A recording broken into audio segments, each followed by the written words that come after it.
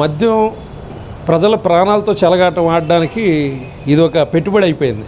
అంటే పెట్టుబడి రాబడి చూసుకుంటున్నారే తప్ప ప్రజల ప్రాణాలు కాపాడాల్సిన బాధ్యత ప్రభుత్వానికి ఉందనేది స్వచ్ఛమైన ఇది కనబట్ల.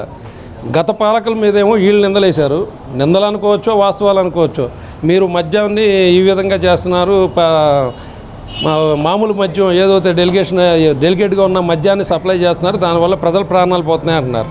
మరి ఇది డైరెక్ట్గా మీరు తయారు చేసి మరి ఇస్తున్నప్పుడు మరి మీరేం చేస్తున్నారు? మీ పరిపాలనలో మీరు ఎందుకు అరికట్టట్లేదు? ఇది ఎంతవరకు వాస్తవం? తెలియకుండా జరుగుతుందా?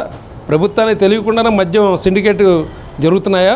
మద్యానికి ఈ విధంగా కల్తీ మద్యాన్ని ఈ విధంగా తెలియకుండానే మీ సిండికేట్ లేకోకుండానే ఇవన్నీ జరుగుతున్నాయా? మరొకసారి రాష్ట్ర ప్రభుత్వం ఆలోచించాలి. అంటే ఎమ్మెల్యే కానీ ఇంకోళ్ళు కావచ్చు ప్రజల ప్రాణాలతో ఆడే చెలగాటం ఆడే వాళ్ళని ఎమ్మెల్యే కఠినంగా శిక్షించాలి. ఈ పరిణామాలకి పూర్తి బాధ్యత రాష్ట్ర ప్రభుత్వం వహించాలి.